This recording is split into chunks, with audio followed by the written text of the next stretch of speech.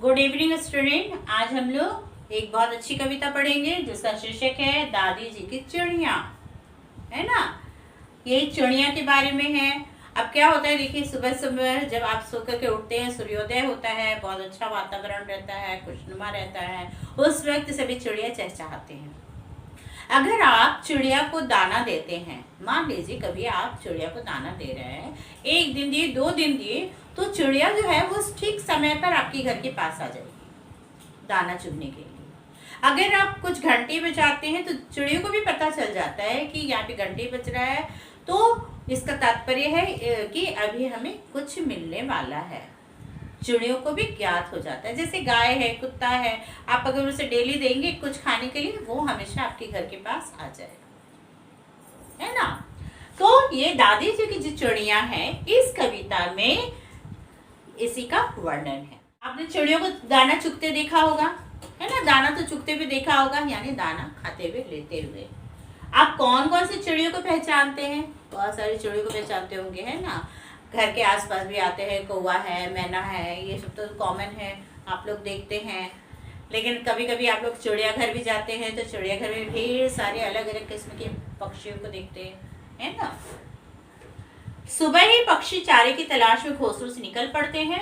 प्रायः बुजुर्गों द्वारा डाले गए हुए अनाज के दानों पर देखते ही देखते कितने पक्षी टूट पड़ते हैं, इस दृश्य का प्रस्तुत कविता में वर्णन है। घर के बड़े बुजुर्ग दाना अगर देते हैं, अलग अलग किस्म के ढेर सारे पक्षी दाना चुगने आ जाते हैं। ठीक है, हम लोग इस कविता को पढ़ेंगे, समझेंगे और आनंद उठाएंगे। सबसे पहले कविता को पढ़ने का अभ्यास करेंगे। जिस तरह कविता को पढ़ा जाता है, कॉमा पूर्ण विराम में उसे रुका जाता है, उस तरह पहले कविता को पढ़ने का अभ्यास करेंगे। घर पर भी आप लोग जोर जोर से बोलकर कविता को पढ़िएगा। इसके बाद एक एक करके मैं इसका अर्थ भी समझाऊंगी। रोज सवेरे उठकर दादी है छितराती दानों के कण छितराने पर कर देती घंटी से टन-टन। घंटे की टन-टन सुनकर के पहले काला कौवा आता, काव काव कर जोर जोर से सब चिड़ियों को न्योत बुलाता। 3-4 गौरैया आती, 5-7 आती हैं तोते, और कबूतर के 2 जोड़े जिनके पर चितकबरे होते। पीली आंख किन्हटा आता, तीतर आता, तितरी आती, भूरे पर की 7 बहिनियां जो कचकच कर शोर मचाती। रह रह इधर उधर तक तक कर सब पंछी दाना खाते हैं, जहां किसी की आहट पाई झट सबके सब उड़ जाते हैं। और इस कविता को किसने लिखा है? कवि का नाम है हरिवंश राय बच्चन। बहुत प्यारी सी कविता है ना। चलिए अब इस कविता का हम लोग अर्थ समझेंगे।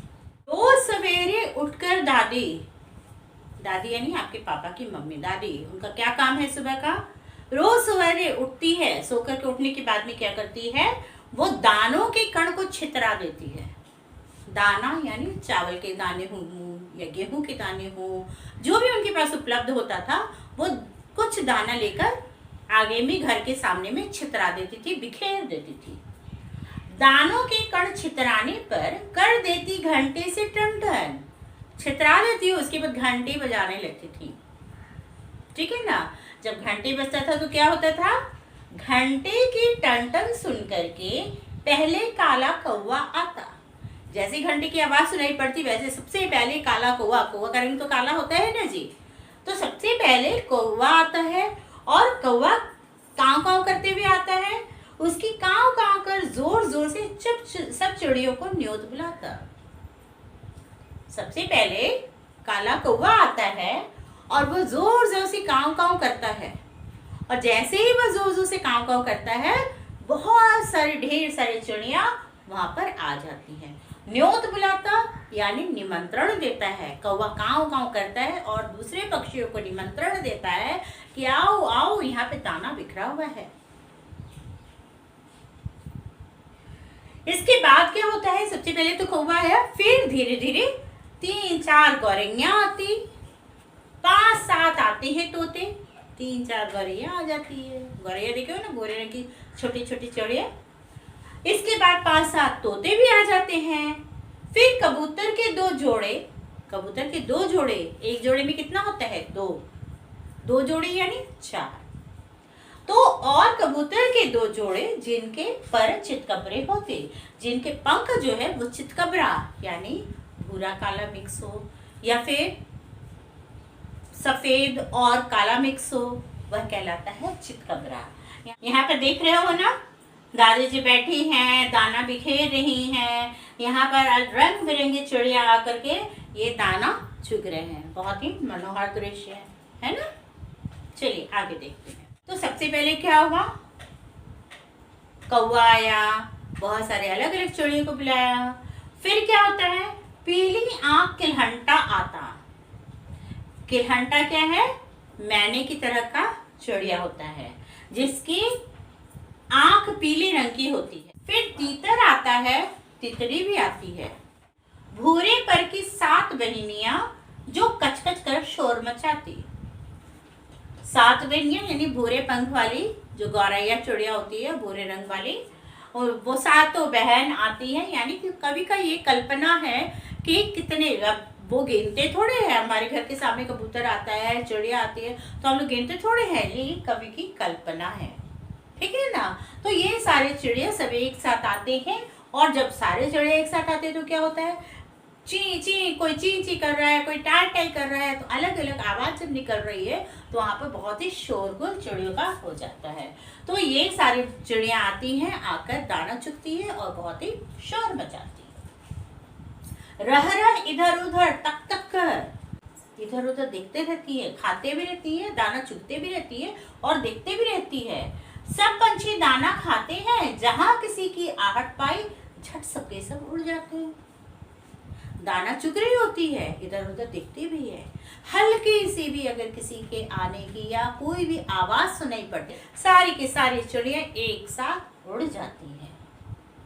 आपने देखा होगा घर के सामने, अगर आप नहीं भी देखे हैं तो आप 3-4 दिन चिड़ियों को अगर दाना देंगे तो चिड़िया सही समय पर आने लगेगी, दाना चुगने लगेगी, और जहां भी थोड़ी सी आहट होगी, आवाज होती है, वो फटाफट उड़ जाती है।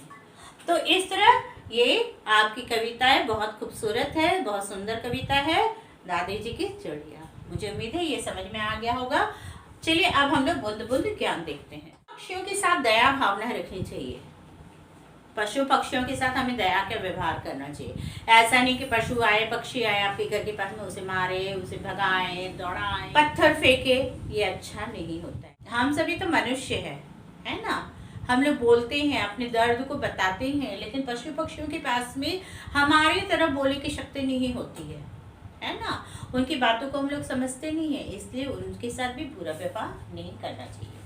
पक्षियों में मैत्री भाव होता है और सब मिलजुल कर खाते पीते हैं। उनका यह गुण अनुकरणीय है। हमें पशु पक्षियों से क्या सीखना चाहिए? पक्षियों को देखोगे कभी भी वो अकेले नहीं उड़ती हैं, वो झुंड में उड़ती हैं। तो पक्षियों में मैत्री भाव होता है, मित्रता की भावना होती है, सभी एक साथ मिलकर जुटकर खाते पीते हैं। तो ये गुण हमें भी पक्षियों से सीखना चाहिए, है ना। हमें भी आपस में मिलजुल कर रहना चाहिए और अपना काम करना चाहिए। चलिए अब हम लोग कठिन शब्द और शब्दार्थ देखेंगे। जाने शब्दार्थ के रूप में लिखेंगे, ठीक है ना। छितराती, बिखेरती, छितरा देना। न्योत बुलाना, निमंत्रण देना। कोई हमें भी बुलाता है तो निमंत्रण देने आता है ना जी। निमंत्रण देना, बुलाना, आदर पूर्वक हमें बुलाना। तकना, देखना। आहट, चलने की आवाज, हल्की सी भी आवाज होती है ना चलने की, उसे कहते हैं आहट। 7 बहनियां, भूरे रंग की मैना जैसी चिड़िया जो सदा 7-8 के गुट में रहती हैं और बहुत शोर मचाती हैं। भूरे रंग की मैना की तरह की चिड़िया होती है जो कि हमेशा वो 7-8 के गुट में ही उड़ती हैं, वो अकेले नहीं उड़ती हैं, और जहां भी वो लोग रहती हैं बहुत ही शोर मचाती है, ची ची ची ची करती है। कर्ण, छोटे छोटे दाना। कर्ण, छोटे छोटे दाने। चितकबरे, चितला, रंग बिरंगा, यानी जिस पक्षी में एक से ज्यादा रंग हो, चितकबरा कहलाता है। किलहंटा सिरोही नामक पक्षी, एक पक्षी है जिसका नाम सिरोही है। ठीक है, अब एक पठन और शोधले किसी कठिन शब्द के रूप में लिखेंगे। छितराती, कर्ण, न्योत, गौरैया, चितकबरे, किलहंटा, बहिनिया। सबसे पहले तो आपको कविता लिखना है ना। कविता को कविता के रूप में लिखेंगे, कठिन शब्द लिखेंगे, शब्दार्थ लिखेंगे, सुंदर अक्षर में लिखेंगे और बोल बोल कर पढ़ने का अभ्यास करेंगे। Okay, thank you.